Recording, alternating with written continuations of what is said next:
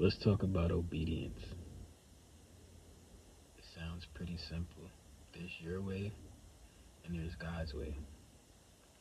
But in reality, obedience comes at a price that a lot may not see. People may not understand.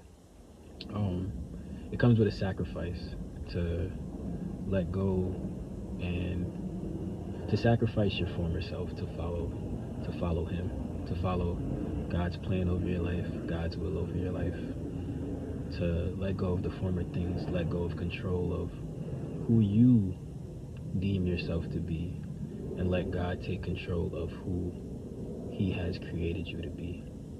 Obedience comes with sacrificing the flesh.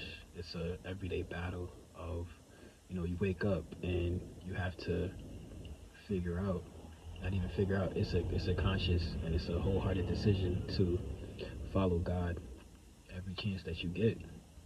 Obedience definitely is a price that you pay that has, um, a lot of people may look at it as being obedient, you have to give up yourself, and you may be prideful in how you do things because of your experiences where you feel like your way is the right way, but in actuality, surrender to God.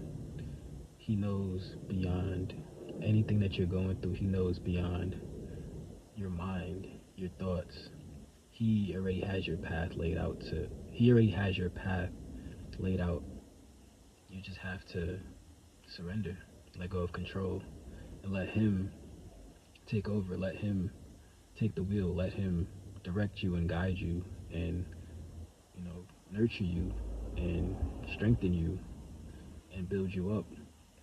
Um, obedience.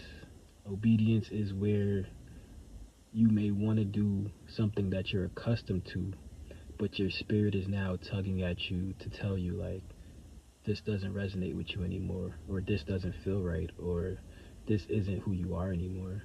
Obedience is, you know, changing your lifestyle overall, from the people that you hang around, from the environments that you used to feel comfortable in. And with time, the obedience grows to where you don't even have a desire, a worldly desire or a fleshly desire to even be in those spaces, be with those people, be in those environments that may disrupt your spirit. The price of obedience, um, it strips you, it breaks you down. It definitely is. A lot does come with it, but it's nothing that you can't handle. It's nothing that God wouldn't allow to happen, knowing the character, knowing the strength, knowing the power that you hold within. Just being, it's as simple as being a child of God. Literally, He's our Father, and when you have a father as your child, as the child, you respect him, you look up to him, you look to him for guidance, direction, protection, so on and so on. Like, it's just obedience, and the best way to look at it is having a father who loves you unconditionally, everlasting, you know, patient with you. No matter what you're doing, he's waiting for you. He's meeting you where you're at, and he's just waiting for you to truly follow him, trust in him, and lean on him to get you to where you deserve to be. Obedience will definitely strip you of your former self. Obedience will definitely make you feel isolated. Obedience will definitely make you question a lot of things because you are actually removing, you're being removed of everything that you once knew to be true from your perspective, everything that you once knew to be a part of your habits or your cycles. With time, it doesn't feel like, it doesn't feel like, it doesn't even feel like obedience. It just feels like a lifestyle. It feels like that's naturally who you are.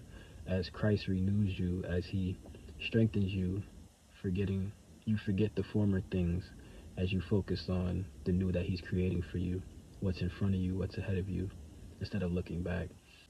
But obedience comes with prosperity, it comes with abundance, it comes with protection. I'm not talking about, materialistic, I'm not talking about riches in that sense.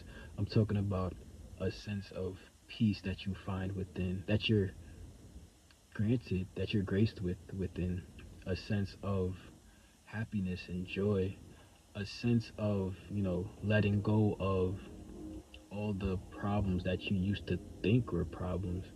They actually turn out to be minuscule or even non-existent once your mindset shifts, once the wisdom hits, once the understanding hits. You start to look at things way differently, because with time you really start to understand that everything happens in the spiritual before it even hits the physical world.